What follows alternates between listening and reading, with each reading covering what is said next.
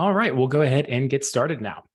So welcome everyone, and thank you for joining our webinar today on China's reopening and what it means for overseas education institutions. It's a pleasure to see everyone, so many familiar names, and to be sharing some positive news for once coming from China. Over the last almost 3 years now, it's been, we've seen a steady stream of news from China as far as it relates to the country's COVID control policy as it eventually progressed to zero COVID. We feel like, this is a cathartic moment, especially as recruitment tour organizers and folks who assist universities in recruiting in China. It feels cathartic. It was about 3 years ago that we were doing webinars on what is the coronavirus, making sense of the different sort of successive levels of reopening, locking down, reopening again, locking down again.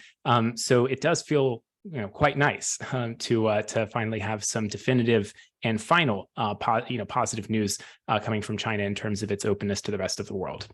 My name is David Weeks. I'm the co-founder and chief operating officer of Sunrise International. For those of you who aren't familiar, Sunrise works with universities around the world in recruiting students in China. We organize recruitment tours of China, and we also assist universities in creating and registering Chinese social media accounts, Chinese websites, and doing digital ad campaigns on Chinese platforms. In terms of our agenda, it's pretty simple. We have 3 things to cover. First is a factual update on what levels of reopening have taken place, what's already done, drilling down on some of the details as far as reopening as it relates to international arrivals coming from overseas, particular policies that apply for schools right now in this sort of post-reopening phase of what things look like in China. Then we'll look at some of the remaining sort of incomplete steps of China's reopening, making some predictions and suggestions as far as what may take place in the next couple of weeks and months. And then finally exploring implications for universities. So first, and most obviously, you've probably seen news that China has reopened its borders. As of January 8th, international arrivals to China are now no longer required to undergo quarantine, and they are no longer required to get a green health code from the Chinese consulate. These 2 things were still created quite a significant barrier for overseas arrivals into China. Previously, we had a 14-day quarantine that went down to a 10-day quarantine, and you had to get this green health code from the Chinese consulate, which required a sort of Byzantine system of submitting PCR test results to the Chinese embassy. However, now we're out of that. China no longer requires that quarantine, nor do you have to get a green health code. The only requirement is that you present a negative test result 48 hours prior to departure, kind of similar to how many countries approached pre-departure testing in 2021. But there's no need to submit that test result to the Chinese authorities anymore, which was the sort of anxiety-producing effect that we saw, before January 8th. So some of the photos here are actually some of the shots from airports in China, moments of jubilation as people reunited with their family after being apart for 3 or more years. You have people entering, and you can see that there's entering the Chinese border from the Beijing and the Guangzhou airport. As you can see, there's no people wearing those sort of moon suit hazmat suits. It's just people in blue blazers wearing the airport uniform. This looks like stock art right here, but this plane is actually flight CZ312, China Southern Air, coming from Toronto to Guangzhou, which landed at 16 minutes past midnight on January 8th. It was the first flight to land in China since March 2020 that did not require a central quarantine. So they actually, there were a couple of media outlets that interviewed some of the passengers who landed on that flight. They said that, I quote, "We only needed to fill in the customs declarations and have our passport check. It took only about 15 minutes between getting off the plane to picking up our luggage." In terms of the temperature checks and things that sort of are part of the entry process in China now, travelers just undergo a temperature check. If you have a fever at customs, then you do a rapid antigen test. If you test positive but you have mild symptoms, then you're encouraged to isolate at home until you test negative. And if you have severe symptoms, then you'll be encouraged to visit a doctor or a health clinic, although that's not essential quarantine and that's not a requirement. In terms of China's borders, then, so land crossings are now open at 8 different places between Hong Kong and the mainland, and China's land borders to 8 foreign countries are also fully open now. We also have ferry service that's resumed between Fujian and the Taiwan-administered islands off the coast of Fujian called Kinmen. We also have visa-free travel that's resumed. So China had, previous to the pandemic, had a system of visa-free transit, where if you had onward travel booked to Hong Kong, Taiwan, Macau, or a foreign country, then you could actually enter China for between 1 day and 144 hours without needing to get a visa. So that visa-free transit visa waiver has now been restored as well.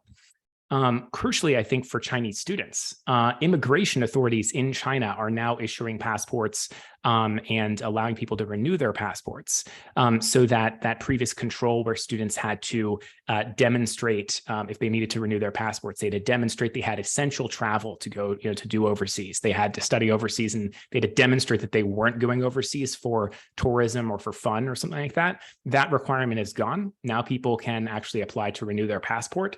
As a result, we've seen just inside of Beijing, we've seen that we've had 200 applications from foreigners trying to renew their visas. Reporters have indicated that the lines outside of the local immigration bureaus in Shanghai are about 100 deep. So people are excited to be renewing their passports and being able to travel overseas. You also have Hong Kong's chief executive, which is kind of like their mayor, saying that the sides are going to be expanding the number of border checkpoints that are open between Hong Kong and the mainland, coming from 7 to all 14 in the next couple of weeks. And that they've just in the first day of reopening, they received 300,000 travel bookings from Hong Kong into the mainland. So on Sunday, Jan 8, which is when the border reopened, we saw 325 flights come into China, 479 trains and ships arrive, 251,000 inbound passenger trips. Since Sunday, some Chinese travel booking websites have observed a 62% increase in HK to mainland bookings for flights and trains, a 628% increase year on year in international flight bookings, and an 850% daily increase in the number of flight searches. So that means that from Jan 7 to Jan 8, the number of people who were searching for international flights went up by 8.5 times what it was on January 7th. So all that's pretty exciting. Qunar, which is one of the sort of leading travel booking websites in China, showed that within 15 minutes after this news was released, they saw a 7x increase in the number of search volumes for international travel. We're also seeing some routes reopening. So China has indicated plans to increase the number of flights that are approved and that will be operated between China and overseas, as well as China's near abroad. So the goal that authorities have stated is that by the end of January, they'd like to see passenger flight volumes get back to 70% of 2019 levels.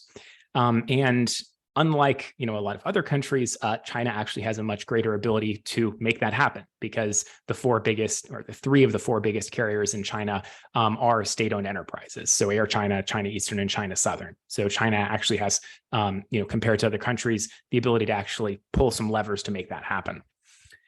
We now have 53 countries being served with international direct flights to China. In the last 2 weeks, we've seen 76 new flight routes announced and restored. In terms of overseas carriers, you also have Cathay Pacific and Etihad, as well as several domestic airlines that are bringing old routes back and are also adding frequency to routes. So routes that were previously only served once a week or twice a week are now coming online for 4 or 5 times a week.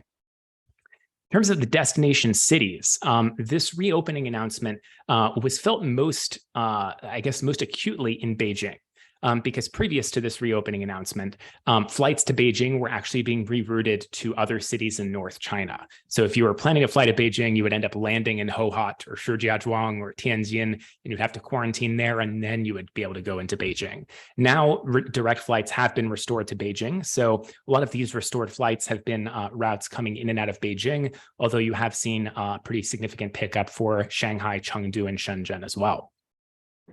In terms of the destination countries, where we've seen some that have benefited the most from these restored routes, the lion's share of them is, I guess it depends on how you break up the different regions. The plurality of routes restored have actually been to the US, but if you look at if you sort of aggregate Europe and Asia, then you do see a lot of routes that have been restored to Asia and Europe as well. So the scheduling of this isn't completely even. So the restored flights that went online just before this announcement of reopening have mostly been centered on Asia. And throughout the month of January, a lot of those restored flights that have come back online are going to be servicing Asia, particularly Southeast Asia, which is a popular tourist destination for Chinese travelers, as well as Hong Kong, South Korea, and Japan. However, by March, you see a really significant pickup of flights that are going directly to North America as well. Europe, you're seeing a lot of that pickup happening right after the reopening. So it's not completely even in terms of the scheduling. Basically, Asia benefits first, then Europe, then North America. But in terms of what things look like by the end of March, we see a quite significant pickup for US and European routes. So the last time we did this webinar in December, we actually did a pretty nice, I guess, granular breakdown of the cost of flights coming to and from China. We looked at an aggregated list of all of the flights coming into and out of China from some major destination or arrival cities, looking at the aggregated prices for the month of March 2023. We checked this in December, and we also checked this on January 9th to see what the effect of this was on flight ticket prices. Of course, that's important for university recruiters, because if you have to pay $5,000 for a flight to China, that doesn't do great things for your budget. But naturally, for students, this is also important as well, because if they're considering the cost of studying in a particular destination, well, part of that might include the cost of getting there if it's very high. So in the Q4 of 2022, these flight prices were quite high, but we have seen them drop pretty significantly, and we have seen newly available direct flights come online. So previously, when we searched in December, there were no direct flights available from LA to Beijing. There were no directs from Guangzhou to New York, Shanghai to Dallas, Xiamen to LA. So all of those have come back online. And if you do a comparison of what's happened to a lot of these prices according to particular countries or particular regions, they've gone down pretty significantly. So flights to China have dropped by 46% coming from Europe. They've dropped by 26% coming from the US, 23% from Canada, and 50% from Australia. So here in this graph, you can see the blue bar here was the cost of a direct flight to China in December. And then the red is the cost of that direct flight to China after reopening was announced and all of these new flights came online. So you can see that from blue to red, you had a pretty big drop off for all of these. And then yellow, we have indirect flights from China. So these are the prices of, or excuse me, I misspoke. Blue and red are the direct flights to China, and then yellow and green are the indirect flights with one connection or two connections coming to China. So you also see a drop off from yellow to green. So both direct and indirect flights coming into China have gotten significantly cheaper. Coming from China. So, this might be more relevant for your students who are, returning from overseas for holidays or to see family, or for you possibly traveling to China for recruitment travel. Now, flights from China are obviously going to be a little bit more relevant, on your return journey if you're recruiting in China, but also for students who are going for fall or spring intakes at your school. So we've seen that flights from China have been a little bit more mixed in terms of what's happening with the price. Generally, we are seeing a decline if you're looking at, because students have the flexibility to take a connection, generally they don't mind that as much. Generally flights are going down in terms of costs from Canada, Europe, and Australia. However, we did see an increase in the flight cost for direct coming to Canada and the direct and indirect flights to the US. Part of that is just that the inventory is just coming online, and the inventory of flights coming online going to the US, a lot of that doesn't sort of take effect until later in March. So there were just fewer units or fewer dates for us to shop around. So we do expect that this will come down as well. But still, I think that this is encouraging news because I think that there was a little bit of concern or trepidation among some travel observers that once you had this reopening happen, that everyone would swarm to buy tickets really quickly. This would result in tickets being oversold and sold out. Travel agents would buy up a lot of these tickets and then scalp and resell them at an exorbitant markup. But you really haven't seen this. The most significant price increase is 22%, but the actual flight leg itself is only $1,000, which is, in the grand scheme of studying overseas is not a particularly significant cost. So all of this news about China ending quarantine, reopening its borders is really exciting, but it has sort of sucked the oxygen out of the room in terms of everyone's collective attention. There's been some other stuff that's happened in terms of China's reopening since December 26th, when this policy was announced. So let's talk about some of the things that were happening in the background that are getting talked about a little less. So first, in December, China dismantled its vast testing infrastructure. So if you look at China in October of 2022, every city was basically dotted on almost every other city block corner. You would have these PCR testing booths, and in order to enter grocery stores, restaurants, bars, if you could at all, you would have to present a negative test result or a green health code, which was tied to your test results.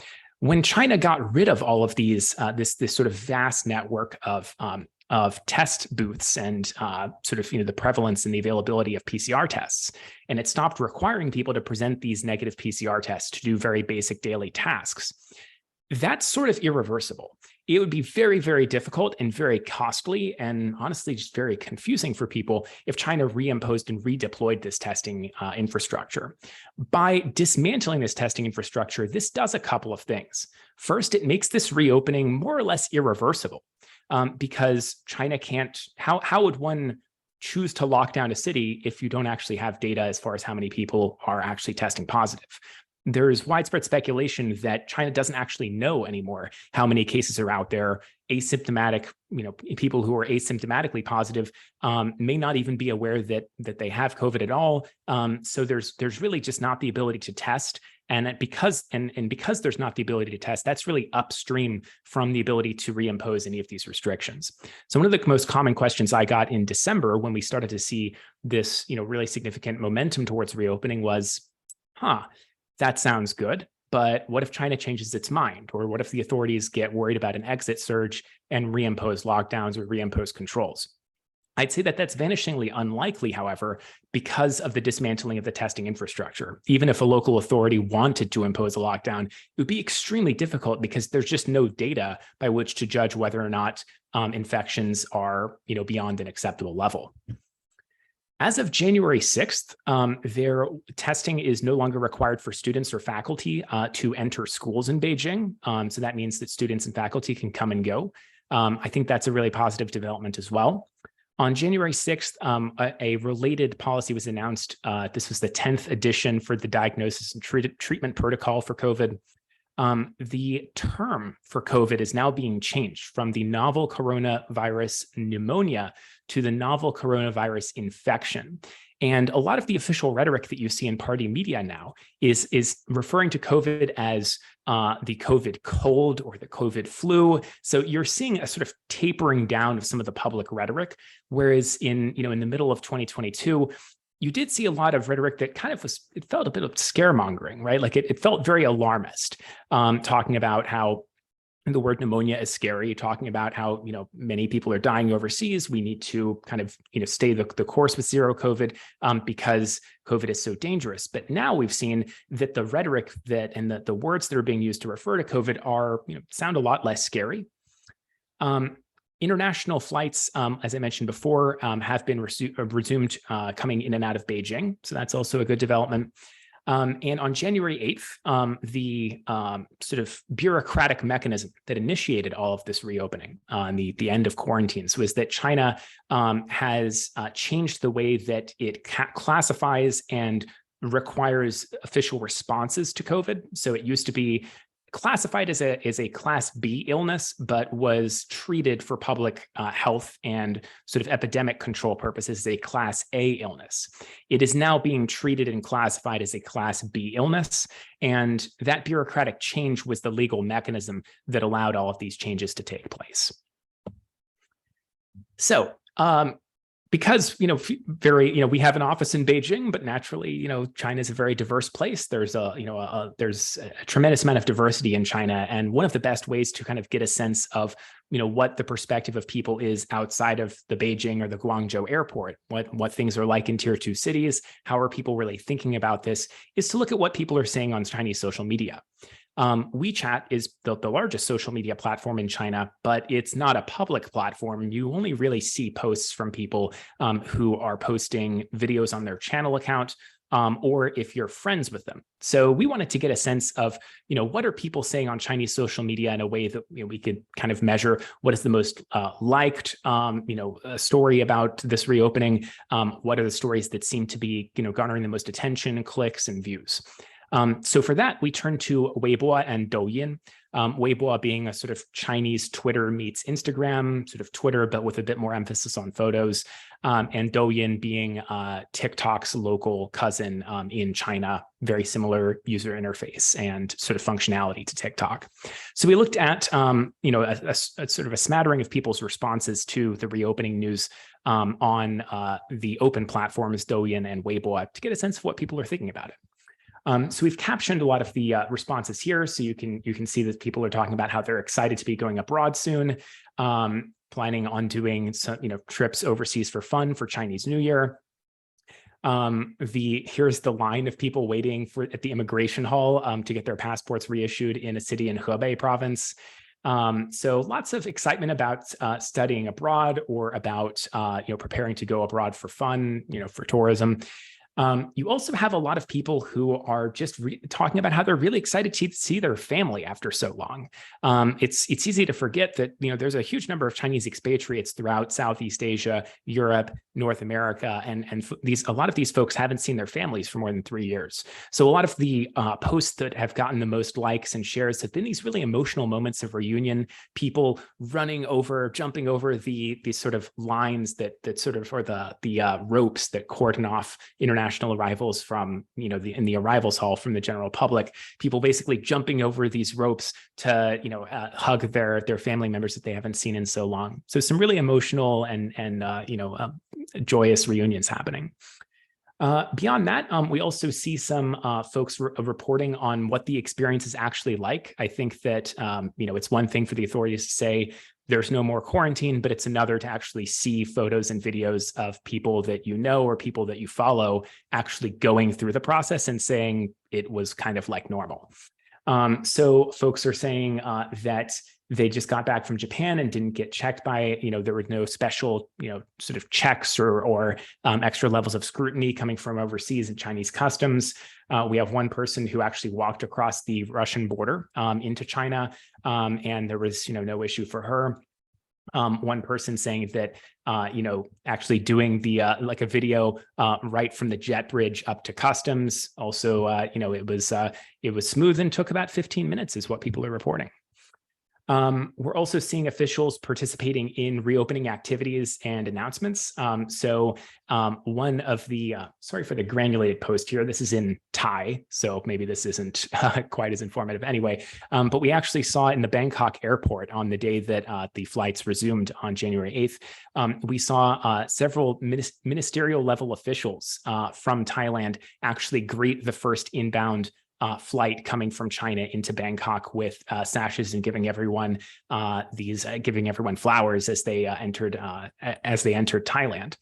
We also saw some positive commentary from the Weibo accounts for the French and the Canadian embassies as well.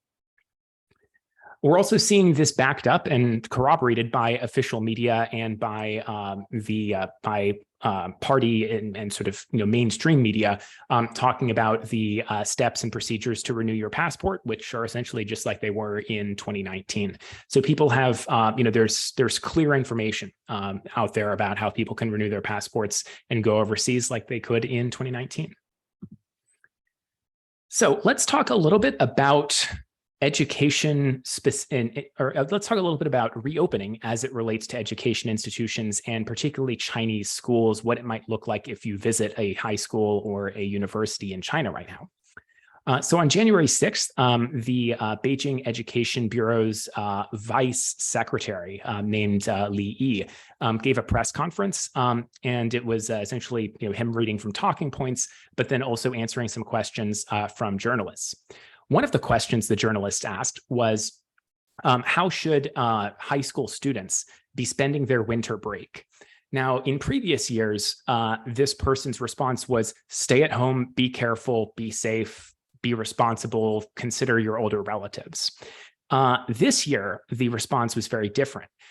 He encouraged students to spend their winter holidays going to museums, being together with friends, seeing family face to face. And he specifically said this one thing which I really liked, which was that we need to recuperate together. He said that at present, epidemic prevention and control has entered a new stage, kind of echoing the lingo that we saw from Sun Chunlan, China's vice premier, who's in charge of COVID protocols and enforcement, also talking about how the virus is in a new stage. It's less, it's more virulent, but it's less lethal, it's less severe. So as the enemy changes tactics, we need to update our strategy. The final line from this press conference was that they need to, schools, as they develop particular health protocols for entering and leaving campus, or for treating students who have a fever, they should stick to the bottom line of preventing large-scale campus clusters of infections. So previously, this is a really radical shift from zero COVID to say, oh, don't have a massive, a massive super spreader event. It's very different from saying no cases are allowed, every case is a failure. And I think that really changes the risk calculus and sort of how administrators, principals, deans, and other folks in the administration at Chinese universities are considering how they think about hosting events, hosting visitors, and conducting the daily sort of activities of that are relevant for international recruitment. I think that the bottom line of preventing large-scale infections and a huge cluster of infections is a very different concern than having zero cases at all. So we're seeing signaling from, even from, quite conservative voices in the party that, the goal really is to prevent super spreader events. We also saw this at around the same time, later that day, there was an announcement from the Ministry of Education, so not Beijing, but the National Ministry of Education, that released the work plan for the prevention and control of COVID in schools. So it was, we saw a callback to this idea of preventing large-scale infections, large outbreaks. If you don't have a massive cluster of infections, then you should carry on with normal offline teaching activities. What I thought was really interesting, this was a couple of lines or a couple of paragraphs into the statement, was that the local health, disease control, and education department should guide and support colleges and universities to create conditions to build school health stations and create relatively independent accommodations for asymptomatic infections and mild cases on campus, and set up fever clinics when necessary. So Obviously, that's, I think that that's also sort of positive in that the framing is not zero COVID. The framing is not that every case is a failure of leadership, but rather that, we should treat people who are sick with, with medications that can help control fever, and open up their respiratory tract, stuff like that.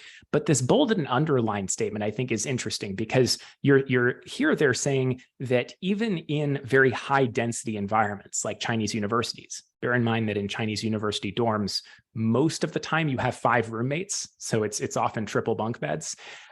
So even in these really high density environments like a Chinese university dorm, they're not saying that, even if you test positive, they're not saying that you need to be, go off campus or be quarantined. The response is to just have those folks stay in a different room in their dorms, which I think is a really big departure. For students, I think that this, and for parents, I think this is also a pretty big, change in mindset. Previously, I think that there were 2 groups of people who were COVID hesitant. The first were people who were genuinely concerned about the health effects of testing positive and getting the virus, possibly because of long COVID or, sort of knock-on effects from it, medical complications. There are an awful lot of people who weren't that concerned about getting the Omicron variant because it's less severe, but we're very concerned about the possibility of being sent to a central quarantine camp. So you sort of had the group 2 there who weren't really concerned about the virus, but more concerned about their quality of life in a quarantine center. Those folks' concerns about going to large scale events now, I think, have been significantly ameliorated because there's not the risk of being sent to centralized quarantine, even if you test positive. You also had the Ministry of Education say that schools should retain a reserve of treatment drugs and rapid tests so that, if there is an outbreak, they can contain it. So that's sort of at the very hyper-local or sort of the very specific sort of education bureau level of things. Let's pan out a little, though, and talk about the diplomatic updates, particularly as far as it relates to China's relationship with the United States. So a really important personnel change took place in the last 2 days or last 3 days. I can't help but tie this to the theme of China's reopening because it happened right at the same time. And, this level of a personnel change is pretty significant. So Zhao Lijian, who was known as China's sort of chief wolf warrior diplomat, very much adopted more confrontational rhetoric, particularly in regards to China's relationship to the U.S. Zhao Lijian was sort of, you can think of him as sort of like the Tucker Carlson or Sean Hannity of China or something, but imagine that Sean Hannity worked for the State Department.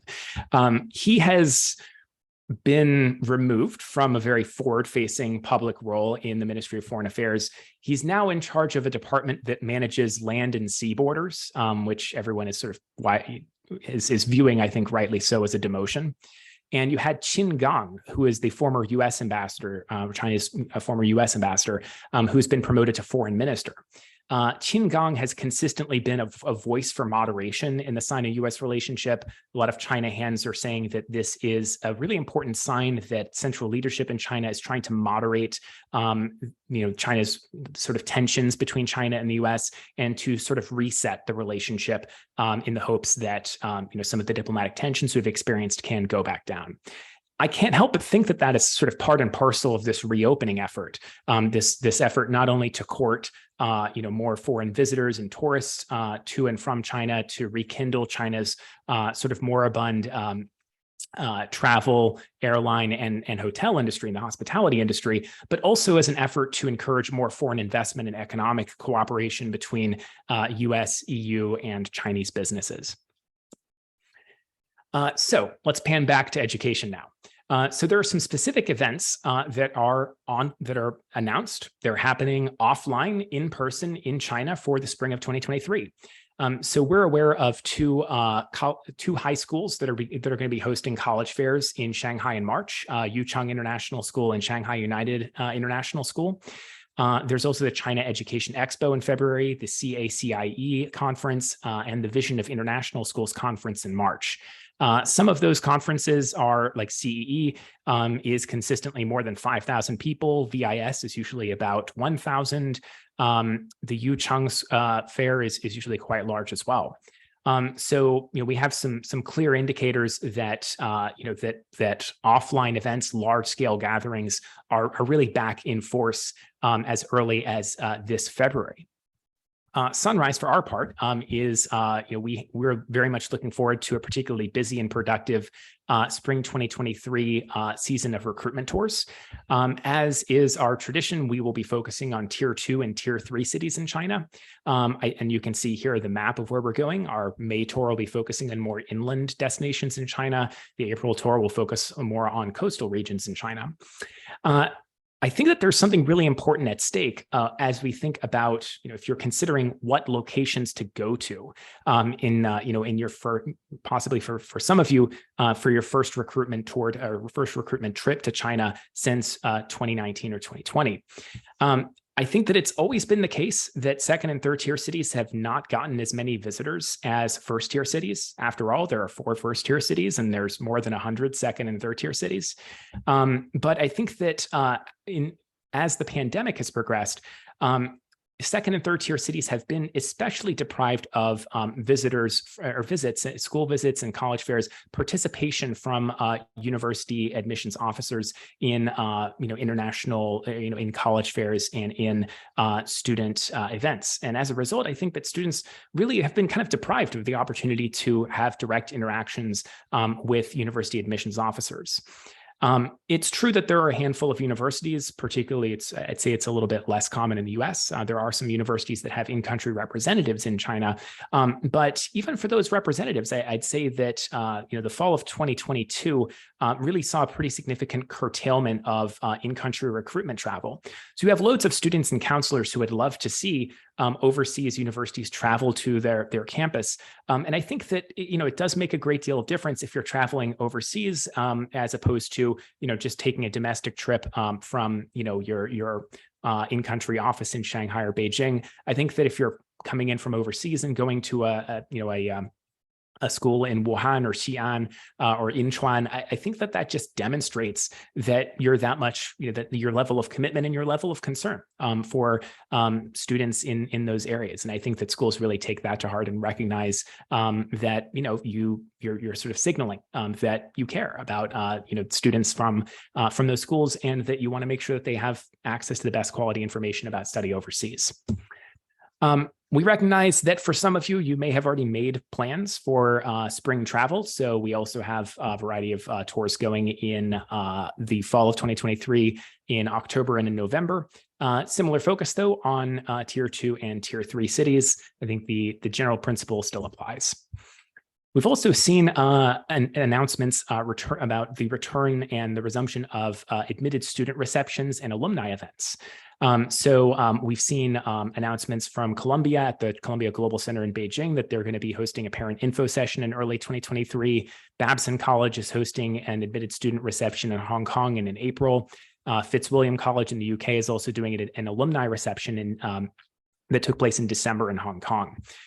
So those, particularly for universities that, maybe you're not struggling or you're not, really feeling pain as far as the number of applications from China, but, where the question of yield is more important. I think that it's worthwhile to consider doing in-country admitted student receptions and consider some of the creative ways that you might, produce content that's, interesting and that kind of stands out from other peer institutions. Particularly in the spring of 2023, I expect that if your institution is hosting an admitted student reception in China, you will really stand out just because so few institutions are going to be doing that at the moment. In terms of predictions for further reopening, so in December when we did this webinar, I laid out sort of a general framework of 5 phases along which we can expect reopening to take place. That went really quickly. So we're now basically done with the first 4 phases. The last phase is really just the elimination of testing requirements for international travel and mask requirements.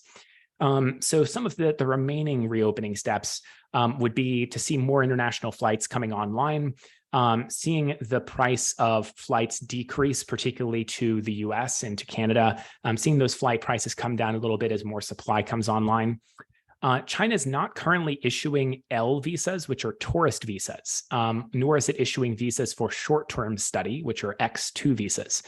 but it is issuing M business visas for citizens of Canada, Australia, New Zealand, the UK, and the EU.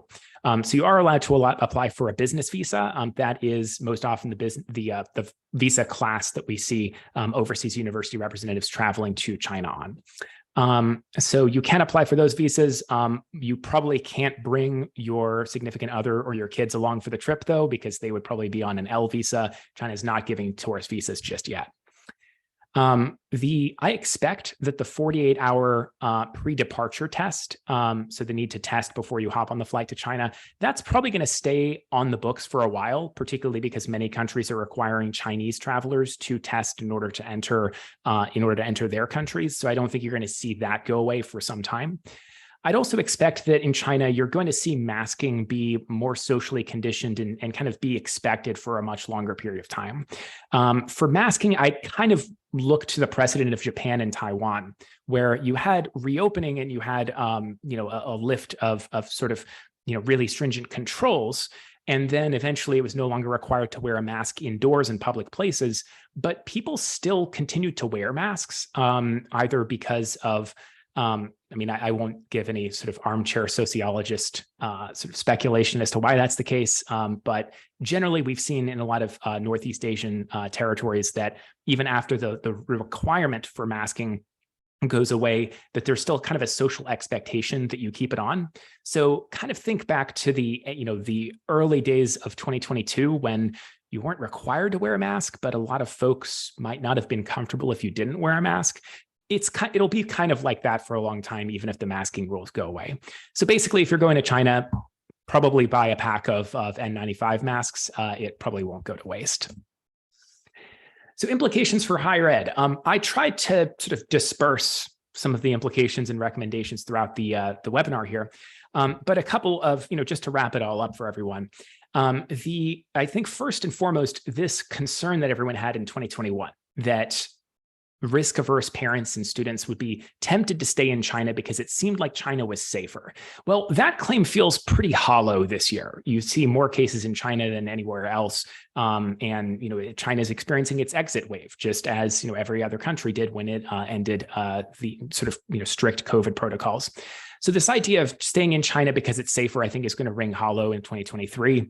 I think that for universities who are considering how they stack up to their competitors and their rivals, I think that traveling to China in the spring of 2023 is a great way to get a head start on your competitors. I expect that China is going to see a massive influx of recruitment travelers in the fall. So if you're going to China in the spring, even if it's the late spring, I do think you'll have a significant first mover advantage. Tier 2 cities are very deprived of visitors, so you're probably going to have the warmest welcome there. I think folks in Beijing and Shanghai would still be delighted to have you. Everyone is going to be excited especially this spring, but that excitement is going to be orders of magnitude higher if you're in Yinchuan or Lanzhou. Know that if you're looking to go to China and you're looking to kind of recruit from the conference room rather than the high school gym, and you primarily work with agents, know that very few agents have grown in the last 3 years. Some have closed completely, like Tiandao, which was one of the top 5 agencies in China. Most of them have shrunk. They've rolled back in their presence. They've closed branch offices. So we haven't seen most of the sort of big name agencies that you might see at NAFSA. Many of them still exist. Many of them have shrunk. Very few of them have had a great 3 years.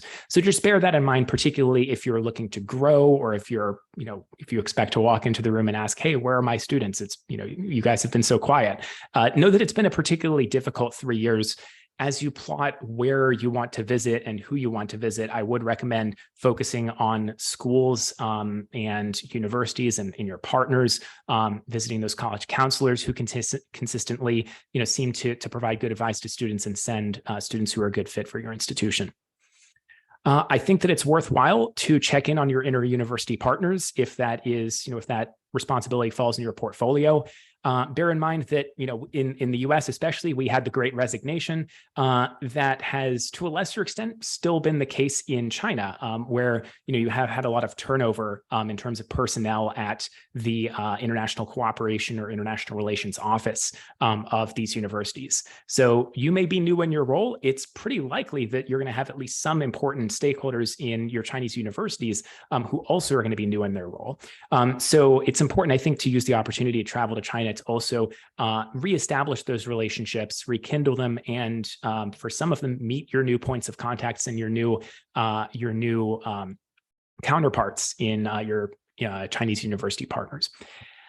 Next, bear in mind that turnover among college counselors has been quite high, particularly if many of your sort of top or the relationships with high school counselors have if you have a lot of relationships with high school counselors that sort of skew towards those who are foreign citizens, bear in mind that there has been quite a lot of turnover, particularly because life in China in the last 2 years was pretty difficult. Working in schools was especially difficult. There were a lot of rules on preventing you from traveling out of town or going home to see family, and that did promote and encourage a lot of turnover in Chinese high schools. You also see that in the counseling profession. So just bear in mind that if you are planning on visiting China in the spring, it's worthwhile to get an early start on just sending out emails, getting a sense of who's still in their roles at Chinese high schools. If you have a couple of schools that you really want to visit, very sort of tight connections with the counselors there. Bear in mind that a lot of people have changed jobs, so it's worthwhile to do those emails, especially if you're doing DIY travel, to do those emails early. Next, let's not forget that over the last 3 years, we learned how to put on pretty good online info sessions. And I think that we learned some useful portable lessons that we can take back into those in-person info sessions. So talking about, rather than just kind of giving the elevator pitch for your university, talking about, particular themes around applying for university, what you like to see in personal statements, debunking common myths that are held among Chinese students about the college application process. Whatever your sort of hot topics or most subscribed webinars have been, over the last couple of years for Chinese students, whatever those topics are, try to pull some of that information and some of that material into your school visit presentations. Let's not just kind of rewind to 2019. Let's try to pull in some of the knowledge and some of the lessons we have kind of built up over the last couple of years as we reapproach recruitment in China. Next, especially if you're in the US and Canada, be prepared to answer questions about COVID, the public health situation in your community, visas to get to your country, pandemic-related questions, and some broader lens questions. So, for instance, where is this state, or tell me about life in your city. Remember that in 2019, students had the ability to go to summer schools overseas. Students had the ability to go on college tours where they visited many colleges in rapid succession. People generally haven't gone overseas for the last 3 years. So there's, imagine if you haven't been able to leave the US, or you hadn't been able to leave your city for 3 years, what that might feel like, especially if you're under 18. It would, you would probably kind of, you might ask a couple of kind of obvious questions. So be prepared to answer questions, both the sort of hyper-specific public safety questions, as well as the sort of more broad questions that, you would expect from someone who hasn't gone overseas in a long time. Basically, be prepared for those safety questions, visa questions, and kind of left field weird questions that you might expect from someone who's, has not been very internationally exposed. Lastly, the Chinese economy is rebounding after a pretty rough quarter Q3 and Q4 of 2022. But that rebound is very incomplete. It's still ongoing. So do expect to get, on the margin, I expect that if you talk to 100 people in China right now, you're going to get more questions about employment outcomes and job placements and affordability than you would have in 2019. So if your school, particularly, I think if you're in the business of offering scholarships for first-year students, if you're need blind for international students, if you have special scholarships that are merit-based, particularly those that vest or that are sort of have an outsized impact on the cost of attendance in year one, I think that that will go a very long way. I think that people are kind of conditioned to expecting to not have to talk about financial aid in China at all. It's a little bit of a different world now because the economic recovery is incomplete. So as you prepare to travel to China, I think it's important to kind of be prepared to speak to value, affordability, and sort of long-term return on investment. We expect that that will subside over the next 12 to 18 months, but in the short term, that will be more of the a bigger piece of the conversation. So in terms of next steps or things that we can do to help, please feel free to get in touch with us if you have any questions or if you'd like to book a time to chat with us. I think my colleague Keating will be sharing a link to book a time to speak with us if you'd like. We try to put out reports and white papers regularly talking about important updates as far as it relates to international recruitment in China. Again, I encourage you to have a look at our recruitment tours. Our dates are all on the website, and we would encourage you to consider spring if your plans are open, or fall if not. If you are going to have to sit out another year of recruitment in China in person, and you're going to be doing all digital for another year, then know that there are some good opportunities to recruit on Douyin, Weibo, and WeChat. Those social platforms that I kind of shown you snippets of people's impressions of travel in China right now. That's where people are looking for information on study overseas if they're looking online. We also help universities with virtual campus tours. I think that's important because a lot of students are going to have to make decisions about where they're going to school. They're going to be making their commitments to what university they're going to study at in April and in May, and they're probably not going to have the benefit of having visited campus before they make that decision. So, in the absence of the in-person campus visit experience, students are going to be judging you a little bit more by the quality of a virtual tour. So with that said, let's turn it over to Q&A. If you have any questions at all, feel free to use the Q&A tool. I'll go ahead and turn off screen share. So the first question we have is from Jane. Jane asks, are your recruitment trips for undergrad only, or do they include secondary schools? Where do you go? Do you visit agents or set up meetings with families directly? So great question, Jane. A couple of questions there, I guess. So the recruitment tours that we had posted in the, that we had just sent in the or displayed in the slides, those are for undergraduate recruiters. So we're primarily going to secondary schools to recruit students who are looking for options as far as where they might study in for undergrad. So the focus really is going to high schools to recruit undergraduate students. You have the map there as far as what cities we're going to. It's all tier 2 and tier 3 cities. We do include optional agent meetups. They're arranged as sort of speed dating. You can sit that out if you are if you don't work with agents, or that's not on your agenda. And we try to focus on what we call 工作室, or I guess boutique style agencies, the small and medium-sized enterprises that are particularly prominent in 1 or 2 cities. They have a good volume of students in those cities, but they're more local actors. They don't have the budget to travel to NAFSA and meet overseas partners. So there is the option to do the agent speed dating if you would like to, but that is purely optional. Our recruitment tours don't include meetups with families directly, but families are attending the college fairs that make up the bulk of the activities on the recruitment tour. But thanks for those questions, Jane. Those were definitely some of the essentials to know for a recruitment trip. Let's see. I think that we had a couple of other questions that came in, but that I think Gavin had responded to. Does anyone else have any other questions? I'm happy to speak to any questions people have about traveling to China, students' experience leaving China to be able to study overseas, travel dimensions, reopening policies. Any questions come to mind? We'll give everyone just 1 minute to think of any questions that might come to mind.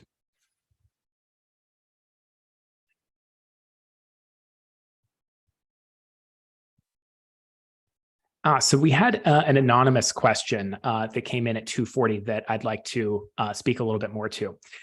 So the question was, I heard that China took away all 10-year visas that were previously issued. I still have one that's good for another 6 years. Do we know if this is the case? If will I need another visa? So that's a great question. So as it stands right now, China has not canceled all of those 10-year visas. And personally, I feel your pain. I had a 10-year visa as well. They have not canceled them, they've suspended them. So in order to enter China, you would need to apply for another visa. It will not cancel your old 10-year visa. So at a future date, the Ministry of Foreign Affairs has left the door open to reinstating those visas. So I can't say for certain if they'll come back yes or no, or along a particular timeline. But if you apply for a fresh visa for the fall or for the spring, then that won't cancel your 10-year visa. It will just layer on top of it. So all of those 10-year visas, know that if you have one already, that will not be able to get you entry into China at the moment. You will need to apply for a fresh M visa, but it may be that in the future, in the next couple of months, China may restore those 10-year visas, in which case you would be able to travel to China after the expiration of your more short-term visa. So something to bear in mind. It's not like you're not losing that 10-year just yet, but you're also not able to use it just yet either. Let's see. Next question is from Ji Young. She asks, what is the most common practice in terms of the size of the gathering and social distancing? So great question. What we've seen is that in terms of size of gatherings, we've seen conferences take place in China that have had 1,000 to 2,000 or even 4,000 people. And there was not significant distancing in terms of the seating chart. I personally was involved in producing a conference in August where we had 2,000 visitors coming to Shanghai. This was just before the lockdown in Shanghai. We were fortunate in that regard, but we didn't have to do significant spacing out in terms of the exhibit hall or in terms of the seating chart. Masking was required, and at the time there was still the health codes were still a thing. So there was testing and there was masking, but we didn't observe any, there weren't any sort of added distancing requirements. From what I can tell at the moment, the major education conferences that we're seeing, so VIS, CEE, they're not announcing any significant decrease in the registration cap.